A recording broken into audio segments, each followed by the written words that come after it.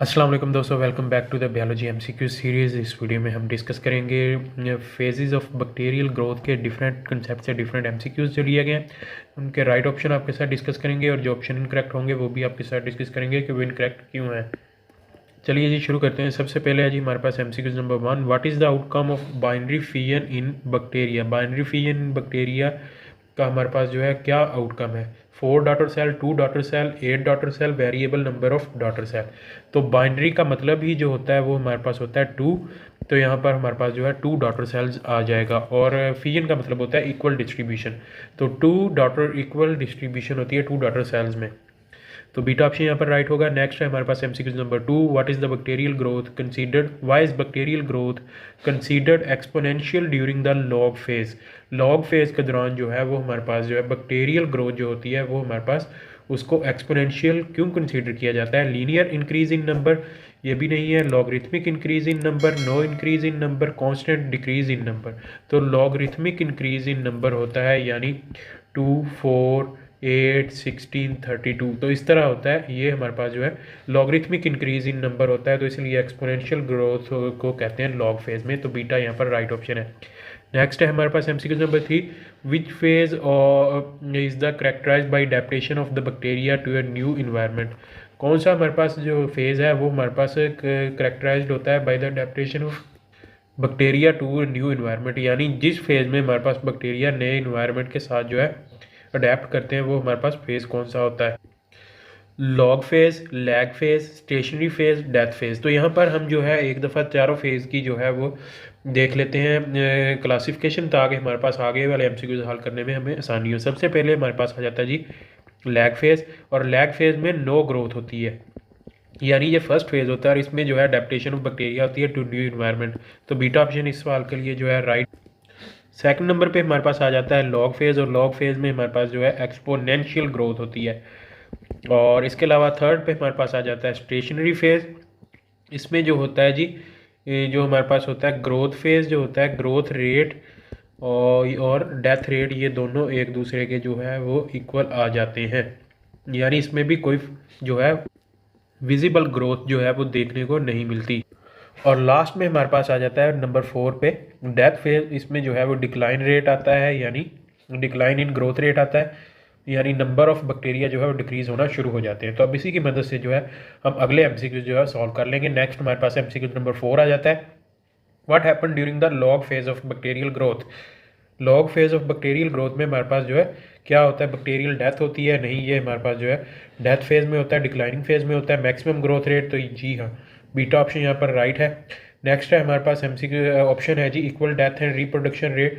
तो ये हमारे पास जो है स्टेशनरी फेज में होता है। और slowing down of the growth, तो ये भी हमारे पास जो है डिक्लाइनिंग फेज में होता है। तो इस तरह जो है हमारे पास बीटा यहाँ पर राइट है। In which phase does the growth curve become a straight line when plotted on a logarithmic scale.